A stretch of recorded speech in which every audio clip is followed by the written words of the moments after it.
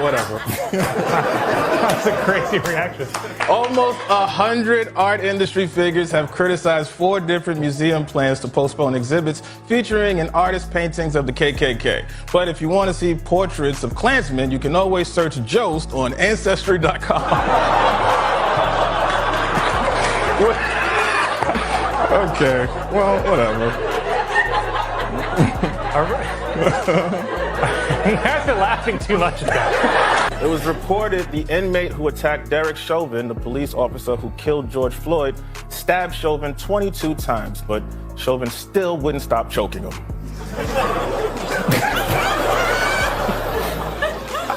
All right. It was reported that after Morgan Wallen lost his recording contract when he was caught on video using the N-word, sales for his albums rose over 1,000%. Proving my long-held theory that if NBC would just let me say it, the ratings will go up. A new law has been passed in California requiring companies to have more diversity in their board of directors, which is how I forced my way onto the board of BET. BET. There's going to be some changes around here. A fisherman in Texas set a new world record after he caught a 280-pound alligator garfish. And like everything caught in Texas, it was immediately bussed to New York City. Next Thursday is Leap Day, which means we gotta wait till Friday for it to finally be over.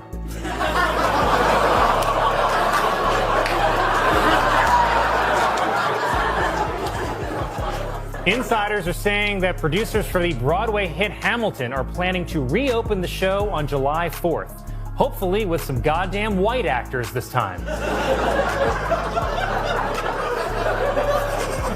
According to new research, men with deeper voices are more likely to cheat on their partners. But you can't believe scientists, baby.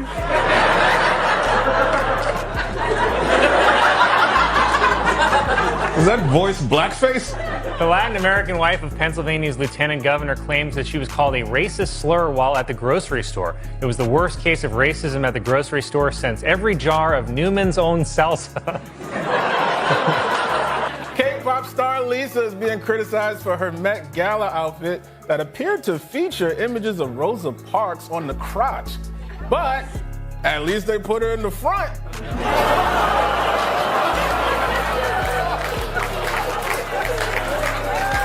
Am I right, guys? This week marks the 50th anniversary of the end of the war in Vietnam. Also turning 50, a lot of half-white Vietnamese kids.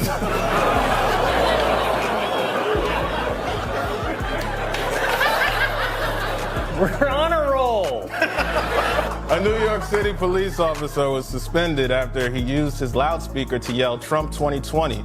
According to NYPD guidelines, cops can only whisper Trump 2020 as they choke someone out. I thought that was a fun one. The U.S. has announced a new series of $50 coins featuring superheroes like Batman and Superman. So better luck next time, Tubman.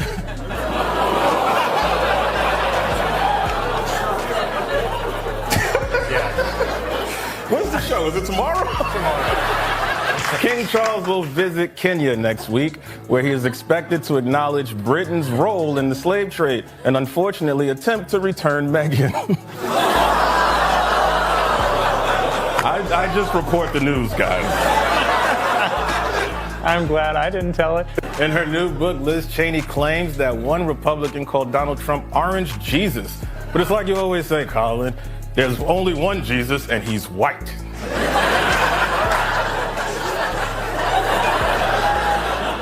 You know how you always say that? Yeah, I always say that.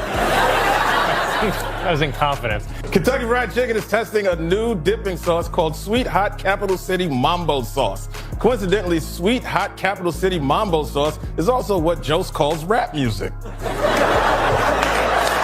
A new report shows that the number of black men attending historically black colleges and universities has hit a historic low of 26%. Sadly, historically black colleges are lacking one key resource: white girls.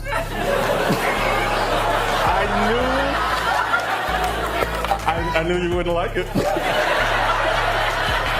Now just imagine if I told it. Well, you wrote it. Two British museums announced that they will return gold and silver artifacts that were looted 150 years ago from Ghana. Unfortunately, there's still nothing they can do about the people looted from Ghana.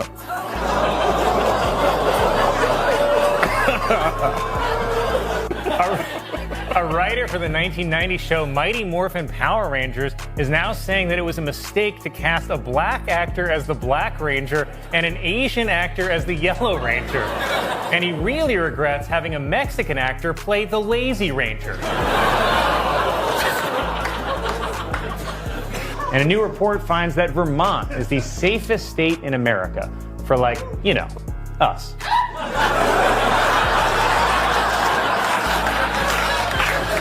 New Italian Prime Minister Giorgia Meloni has been accused of spreading white supremacist ideas, which is crazy. We're now counting Italians as white?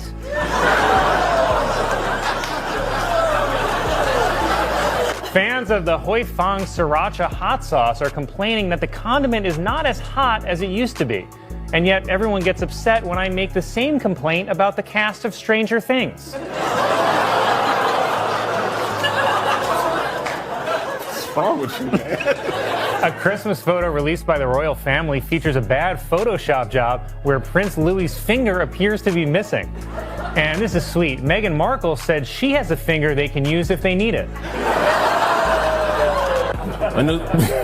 A new study by astronomers finds that the galaxy is not as black as previously thought after it was seen dating a white lady. It was announced that Harrison Ford will return for a fifth Indiana Jones movie. Unfortunately, it's called Indiana Jones and the Tomb of the Jamaican Nurse. I'm sorry. Police in Ohio say that a report of a homeless man sleeping on a bench turned out to be a statue, which was a huge relief because they shot it 15 times.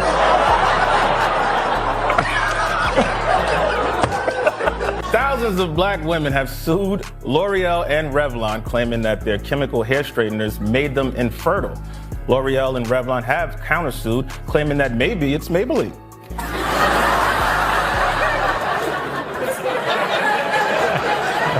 Yankees legend Whitey Ford died this week at the age of 91. Ford reminds us of a simpler time when you could just name your kid Whitey.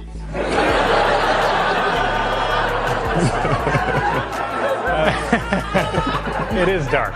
Online critics said the dress Kim Kardashian wore to the Met Gala had such a tight waist that it seemed like it was crushing her organs. But I already watched her organs get crushed by Ray J.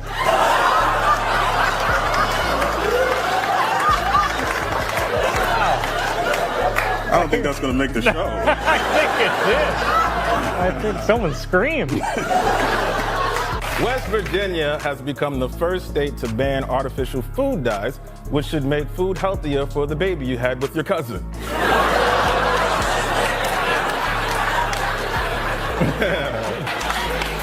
I'm also worried about this one. Thursday was National Burrito Day, with many places offering free burritos, including the back of this truck.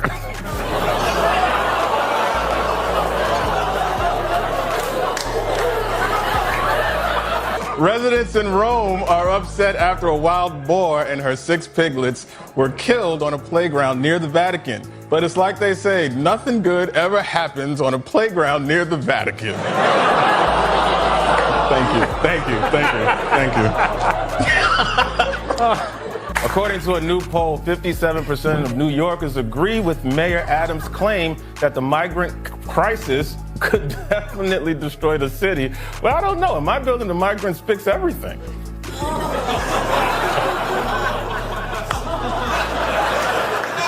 Doctors in China removed more than 120 magnetic beads swallowed by a 5-year-old boy. Wow. Wait till his boss at the factory hears about this. A new report finds that the average 50-year-old in America is worth over $1 million, while the average 30-year-old is worth more dead than alive. One of the founders of the Black Lives Matter movement announced that he is supporting Donald Trump for president. And I'm going to assume he announced it during a traffic stop.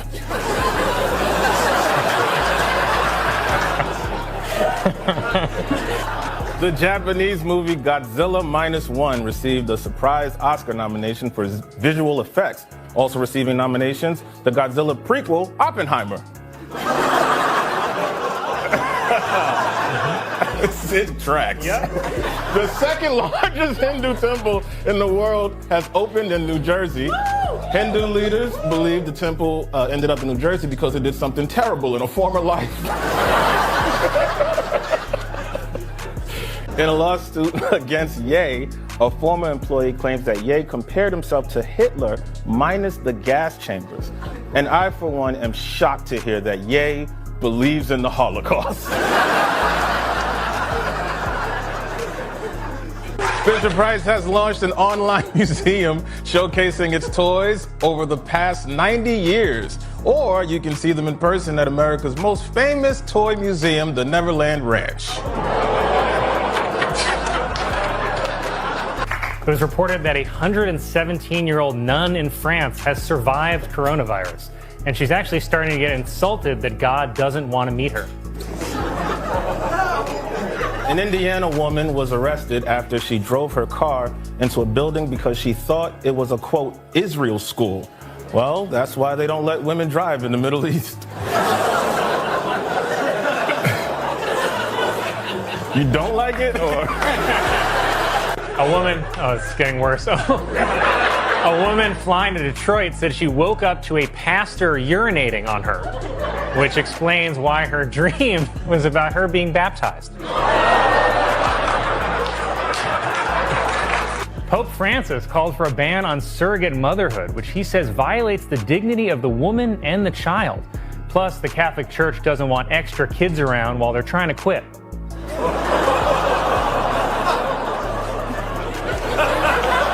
I don't know if you saw this. Yesterday, a large section of California's famed Highway 1 collapsed into the ocean. And I hate to agree with Marjorie Taylor Greene, but I think it was Jewish space lasers. The Treasury Department announced that they will resume efforts to replace Andrew Jackson on a $20 bill with Harriet Tubman. I'm excited to celebrate those Tubman 20s with a few underground rails.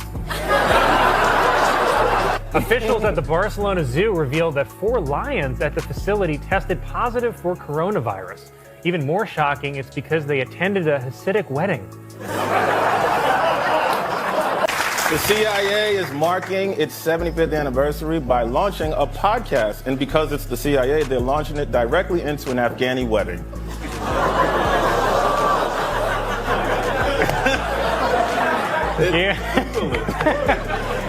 Ye is accusing a Beverly Hills dentist of getting him addicted to nitrous oxide, which caused him extreme mental distress.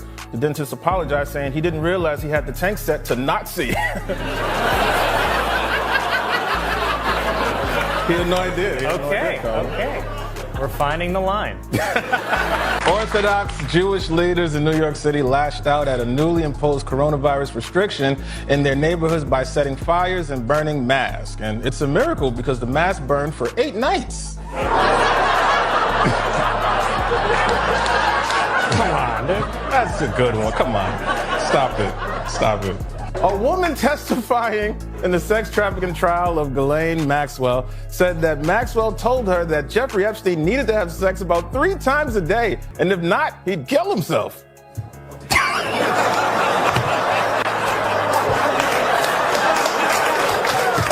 It's good.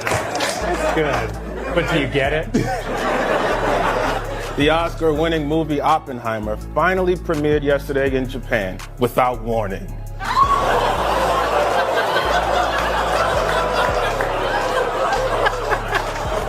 One person shrieked. A first-class dining menu from the Titanic is being auctioned off for over $80,000. The menu includes duck in a port wine sauce, spring lamb, and bottomless water. It's the Titanic. Because the Titanic, right? Sunk. Pope Francis has appointed 2 women to Vatican posts that were previously only held by men. Apparently, God came to him in a dream and told him he could pay women less. MyPillow CEO Mike Lindell released a 3-hour movie which he claims will 100% show that China and other countries. And he is not in a good one right now. Liger Woods doubled down on his claim that the judge won't let him go to his son Barron's high school graduation, even though the judge has not made a ruling on that. He wrote, "Who will explain for me to my wonderful son Barron, who's a great student at a fantastic school, that his dad will likely not be allowed to attend his graduation ceremony?" I don't know, seems like maybe you should be the one. Kimmel transformed Barron Trump's reported insult into a sharp criticism of Donald Trump. With a single composed statement, he shifted the entire narrative. Jimmy Kimmel stood behind his desk, holding one card, waiting for the audience to quiet down. Behind him, a screen showed a headline about Barron Trump's reported insult that had been circulating widely online. It was a pointed remark that Trump supporters had already started repeating, as though it were a major win. Many in the room expected Kimmel to respond with a harsh attack, but he chose a different path. He looked down at the card, smiled at the camera, and quickly made one thing clear. Barron was not the true focus of his remarks. All of us, okay? And let me tell you another thing. Donald Trump is about as bummed out about potentially missing this high school graduation as he was about missing Vietnam. He didn't want to go to either one. And of course, the whole Trump clan is getting in on this graduation travesty. Don Jr. called the judge pure evil. Eric wrote, "Judge Mershon is truly heartless in not letting a father attend his son's graduation." Ivanka posted a moto thing. Okay, she doesn't care. I'm sure she'll get to it soon. She's busy with the Host introduced the segment by saying, before Kimmel responds, take a look at how this insult began spreading throughout Trump's circle. That clip immediately changed the tone of the discussion. Kimmel did not approach it as a personal clash with Barron. Instead, he treated it as a revealing glimpse into Donald Trump's response. Young people often make sharp remarks, repeat things they hear, test limits, and sometimes become caught up in political conflicts they never started. However, the larger question was why Donald Trump appeared so eager to celebrate the insult as though it were a major campaign success. That was the moment when the atmosphere in the room noticeably changed. Has anyone ever heard of it? He knew the youth vote. You know, we won the youth vote by 36 points. And he was saying, "Dad, you got to go out and do this one and that one." And we did a lot of them. And he respects them all. He understood them very well. And he said, "Dad, you got to go out, do Joe Rogan, do all these guys." And we did. We did. And Joe Rogan was great. They were all great, right, Aaron? They were all good. He understood them. Kimmel placed the card on the desk and said, "The real story is not a kid making a comment. The real story is a grown man turning it into a family press release." That was the moment everything shifted. Kimmel redirected the focus away from Barron and aimed it toward the person who held the power, controlled the platform, and repeatedly turned every criticism into a battle. Most parents try to shield their children from bitter public disputes. So you are the one who paid off the porn star, right? So I vote you. Again, even though the judge hasn't made any decision about whether Trump can go to the graduation or not, the MAGAsphere is furious about it. Barron's his baby. That's his youngest child. Obviously, he wants to be, I think it's May 17th is the graduation, Caroline. I almost think Trump should call the judge's bluff. And because I think people will rally around him. Okay, this is a glorified, error in paperwork. Right. Some paperwork error there. You've never accidentally forgot to check a box or keep your pants on when a porn star comes to your hotel? But in Trump's world, even family moments can turn into another opportunity to score points, overpower a critic, or show that the brand still remains strong. The audience laughed, but the reaction was noticeably quieter because the joke had already moved into more serious territory. Kimmel then redirected the insult toward Trump's broader media strategy. If Kimmel was supposedly irrelevant, why was the comment spreading so quickly among Trump's supporters? If no one was watching him, why did his jokes keep making their way into Trump's inner circle? If late-night television no longer mattered, why did it continue to become the focus of outrage the very next morning? Then Kimmel delivered the line that made everyone in the room recognize the trap. Nothing says irrelevant quite like making sure everyone hears about it. The line landed because it exposed a clear contradiction. I'm in the business. Nice to see you. I gave him a shout out last night. The place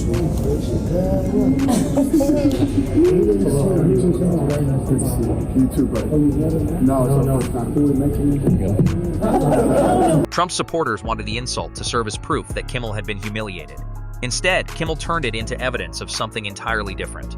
Trump was still watching, still responding, and still unable to ignore a joke without transforming it into a test of loyalty. The screen behind Kimmel highlighted the familiar pattern. An insult was followed by reposts, then reactions, outrage, and yet another wave of attention for someone Trump insisted was irrelevant. What was meant to appear as confidence gradually began to look more like obsession. Kimmel paused, allowing the message to sink in before taking the discussion even further. The real issue was not that public figures face insults. Every comedian, politician, and media personality experiences criticism and mockery. The real concern was the way Trump treated those insults as proof of loyalty. Give him a White House screening of Anaconda this weekend? He's out of his mind. He's talking about Melania. He's trying to give her compliments. She's behind him looking like she's about to throw up. He talked about how much Melania loves children and then seemed to forget they have one together. She loves children, and she's got a wonderful boy, and she's very proud of the boy. Well, I'm sure he just misspoke. I'm sure he must know that Barron is his son, too. She loves her son. No, that's... By the end, the entire meaning of the attack had been turned upside down. What was originally intended to embarrass Kimmel ultimately exposed Trump's own sensitivity. The insult was supposed to prove that Kimmel had been hurt. Instead, Kimmel used it to demonstrate that Trump still pays close attention to the people he insists are irrelevant. He continues to react to jokes he claims nobody watches, and he still treats every criticism as if it were a battle that must be fought. That became the real punchline.